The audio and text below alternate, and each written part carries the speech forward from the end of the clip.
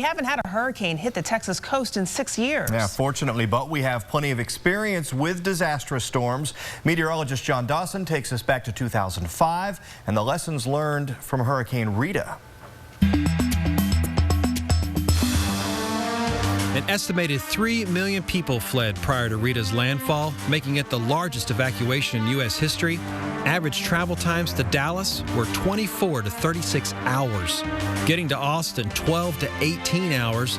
And San Antonio, it took 10 to 16 hours. Many motorists ran out of gas or experienced breakdowns in the temperatures that neared 100 degrees. For those of us who are here during Rita, these images can be downright nauseating. There's a case of too many people, not enough roads or gas, and as a result, over 100 people died. Hurricane Rita taught us a lot about evacuation. Well, we advised people within the storm surge areas to leave, but people from way outside the storm surge areas left because they had just seen the devastation that occurred in Katrina.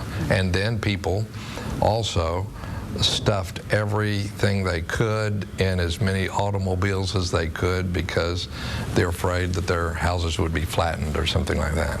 I can remember we had over 200,000 people here from the devastation of Hurricane Katrina.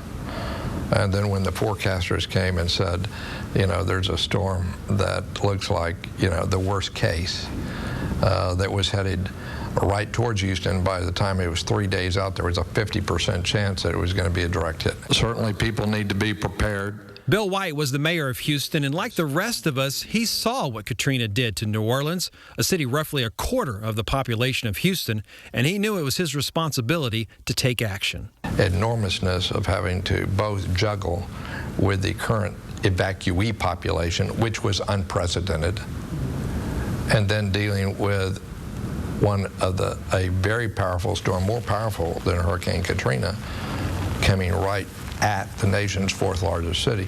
I can remember those were extremely long days where I didn't get sleep. But the most powerful hurricane ever recorded in the Gulf of Mexico turned its aim away from Houston and weakened. It made landfall at the Texas-Louisiana state line as a Category 3 hurricane. You know, that was a lesson to people. Listen carefully to what the public authorities are saying about who needs to and who should not evacuate. And you don't need to take everything with you in every automobile you have.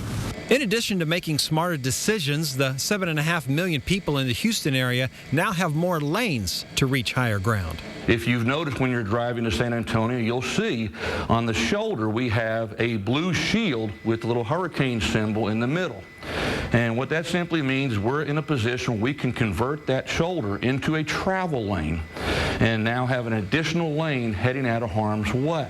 These are called evacu lanes and are quicker and easier to implement than contraflow. They are currently on Interstate 10 towards San Antonio, US 290 to Hempstead, and brand new this year, State Highway 36 from Freeport to Rosenberg. The plans to reverse inbound lanes to Houston have also improved greatly and can now be activated within a 6-hour notice, but hopefully will never be needed. Contraflow is our last resort. It is not something we wish to do, but it is something in our plans. We keep that in our back pocket, but truly it is something we hope not to have to implement. I'm meteorologist John Dawson.